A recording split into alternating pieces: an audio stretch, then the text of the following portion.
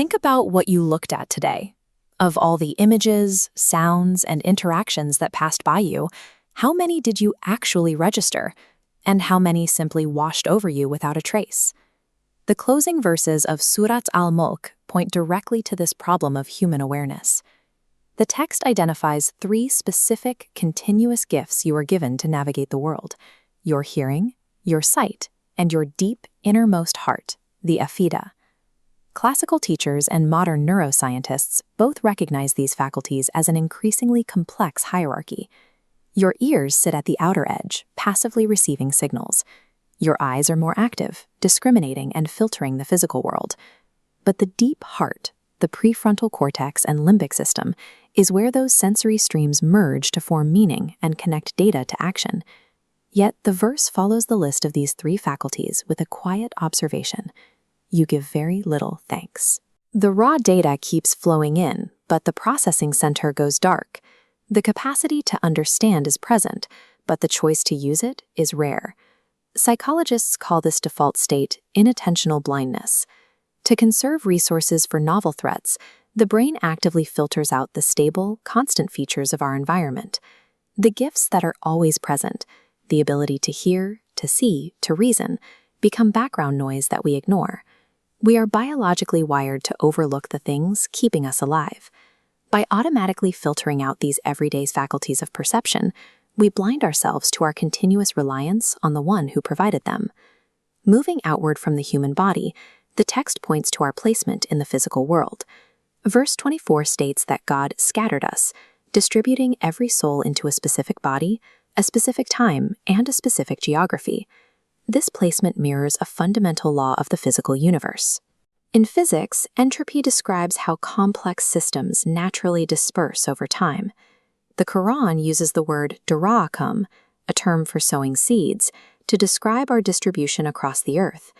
It frames our presence here as a specific, intentional placement within the vast dispersal of matter. Just as systems can reorganize into new coherence, the verse promises a second stage. What was scattered will be gathered back. Every dispersed piece will be pulled back to its original source to account for the life lived between those 2 moments. Skeptics in the text mock this promise, demanding exact dates for when this gathering will happen. The prophet responds without pretense. He states clearly that he is only a warner, and that the precise timing of the future belongs to God alone. Complexity theory shows us that in any sufficiently massive system, tracking the variables to predict a long-range outcome becomes structurally impossible. Admitting you don't know the hour of the end is an accurate recognition of the boundary between what a human mind can grasp and what belongs strictly to the architect of the system. Verse 29 offers a method for navigating this unpredictable system: tawakkul, the practice of radical reliance on the merciful.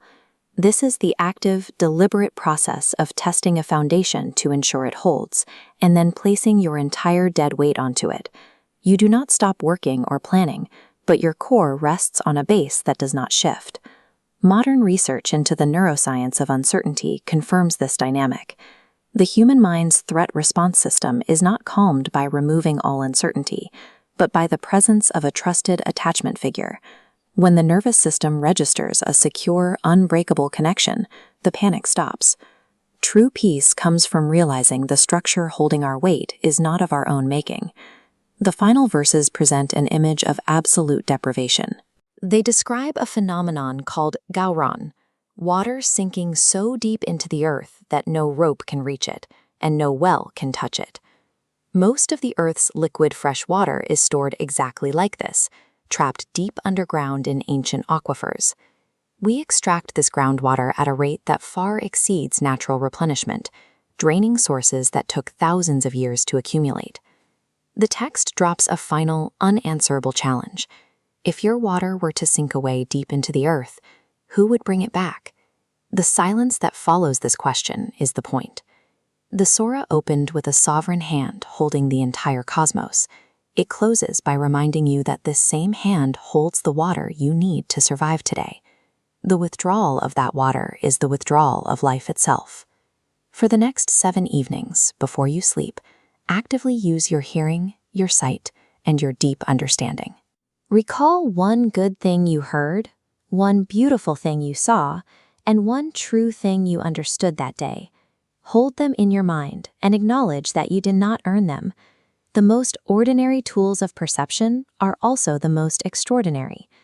The measure of a life is whether those faculties were used to locate the source of your existence before the well runs dry.